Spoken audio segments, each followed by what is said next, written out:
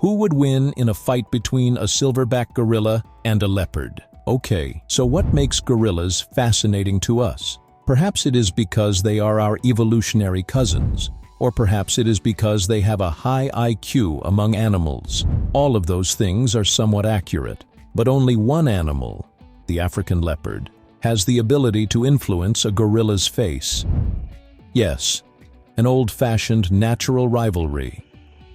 Given how secretive and little documented both of these animals are, nature certainly doesn't like people knowing the answer to this question.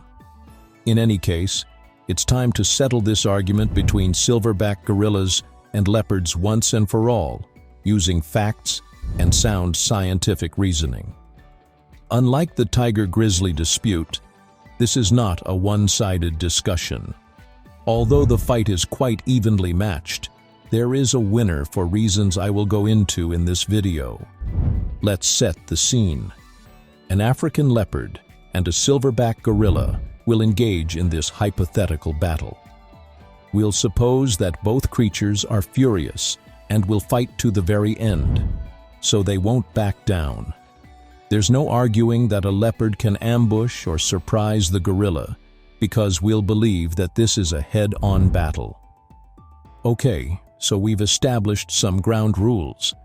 Let's get the analysis started. Dimensions and body type. In terms of primate evolution, the gorilla's size is rather astounding. Since humans have crossed the 500-pound barrier, they have been among the heaviest apes in our lineage. The equatorial African rainforests are home to gorillas, and the size of a silverback varies significantly, depending on where it is found. The western lowland gorillas, known as silverbacks, which are commonly found in zoos, normally weigh about 310 pounds in the wild. With the eastern lowland gorilla weighing in the 400-pound range, it is rather modest in comparison to their eastern counterparts. Leopards now. Leopards. Despite being the smallest of the four big cats, they should not be taken lightly. They are the strongest living panthera, pound for pound. Did you know that leopards can be divided into 9 subspecies? The African leopard, the subject of this movie, varies in size depending on the area, much like gorillas. The typical weight of an African leopard male is about 130 pounds. It should be mentioned that African leopards, which live in the continent's tropical jungles, are usually thought to be more resilient for reasons that are currently beyond the scope of appropriate scientific investigation. They should weigh around the same overall as their savanna counterparts, though. Therefore, there is a significant disparity in size between the two. The African leopard is about 3 times as large as the average silverback gorilla. If it weren't for the fact that leopards are active carnivores with the right weapons to kill animals, that factor would be quite difficult for them to navigate. So maybe it's not all about size. We also need to take into account the person's weapons because, well, they fight with them. Armaments and combat intelligence. Which would be more painful, being slashed by a knife or struck with a hammer? This question is a metaphor for the 2 different kinds of weapons being employed in this battle, rather than an objective one. Leopards are very cunning creatures, and they use this skill to catch their prey. They use a special combination of positioning and bite to take down their victim. Yes, they utilize their claws, but usually merely to secure a suitable posture and hold on to their prey's body. In addition to swiping their paws when hunting, they also do so when engaging in combat with other cats. It's not that it won't cause any harm. Rather, paw swipes prevent opponents from obtaining an advantageous position rather than killing them. It's hardly a knockout punch, but you could consider it a jab or smack in the face. But possessing claws would give the leopard a huge advantage in a fight with any ape, such as a gorilla. It can readily tear through the flesh of the anthropoid. Sharp objects cause us pain, you know. The reason for this is that the skin of primates, including gorillas, is tightly wrapped around their muscles and rips readily. In a fight with a leopard, the silverback will undoubtedly get some slicing injuries. What about biting, though? Who can bite more successfully and effectively? This should go without saying, but a lot of false information exists on the bite strength of leopards and gorillas.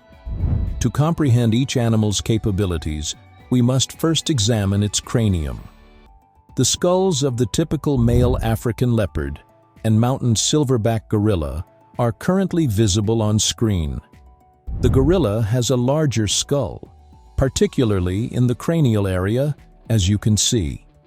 It should come as no surprise that this suggests gorillas are more clever. This image also demonstrates the disparity in mandible size. Compared to leopards, gorillas have a more resilient mandible system.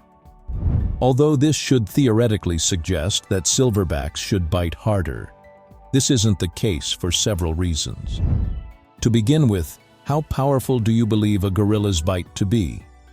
Many of you have likely heard that gorillas bite at 1300 psi. However, that is untrue. No scientific research has even been done to substantiate such an assertion. It was merely a fictitious figure that was spread around the biology community due to bad judgment. Is there anyone who can locate a scholarly study that cites that figure? No? Anyway, according to a scientific study, the actual force of a gorilla's bite is about 503 psi, if you convert it correctly. Are you ready? For comparison, that is around 3 times more powerful than a human bite. Indeed, the 1300 psi bite force claim is a long way off. There is also a dearth of information regarding the force of the leopard's bite. According to a lot of websites, it has about 300 psi, which is comparable to that of a German shepherd. What sense does that appear to have? In addition to being bigger than German shepherds, leopards have much better skulls for killing.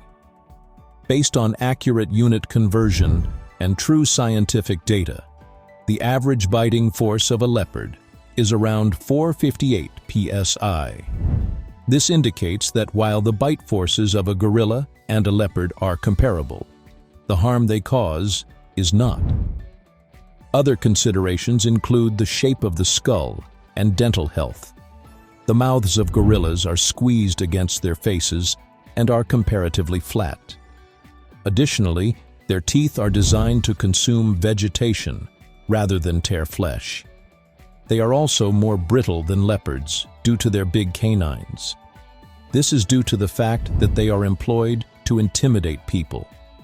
In contrast, the leopard's skull is almost ideal for killing. Its canine teeth have special dentistry designed for a carnivorous diet and are stronger. For instance, gorillas lack the carnassial teeth that leopards utilize to cut flesh. The leopard's nose extends from its head, and its jaws can open up at a broader angle. These factors not only increase the leopard's bite reach, but also make it more efficient at killing and inflicting damage. Indeed, the gorilla would find a leopard's knife, like weapons, problematic, if only for the fact that it must approach the silverback closely to inflict damage. Furthermore, the silverback will not simply allow that to occur. The arms of a silverback are enormous and strong. They use them for the majority of their movement, after all. They would have a good reach advantage in a conflict with a leopard, because their arm span is roughly double that of the typical male human. In addition, gorillas utilize their arms for climbing trees, handling stuff, and, of course, fighting. Speaking about fighting, is a leopard or a gorilla a better fighter? Although this is a really strange question, there is, in theory, a solution. We are all aware of the potential of gorillas. They are incredibly strong primates who enjoy showing off their prowess and engaging in combat with rivals. They are brawling animals which means they spar with their rivals to evict them from their region rather than actively hunting and killing. Given their large upper body and opposable thumbs, they are undoubtedly excellent grapplers. This is when things start to get a little murky when it comes to striking. Gorillas struggle to regulate their muscles. For instance, in contrast to humans, we exercise particular muscles, such as the bicep, and perform more intricate arm movements. Because of their anatomy, gorillas employ their entire arm muscle as a single unit when performing actions like throwing or hitting, much like a robotic arm might. This results in a greater total force behind an arm's swing, but far less accuracy and precision. This implies that gorillas essentially club, shove, and swat at their opponents, rather than punching them. Now, it's intriguing to compare the combat style of a leopard and a silverback. Because of its opposable thumbs, limb architecture, and cognitive advantage, a gorilla would be more agile and able to employ a greater variety of tactics. Leopards, on the other hand, are just excellent hunters. To kill their victim, they use every advantage they may find, which is nearly usually ambush rather than direct combat. Surprisingly, they also eat a fair amount of primates, such as baboons and occasionally gorillas. Conclusion: in a head-on battle, the silverback gorilla would win more often than not, especially in an open environment.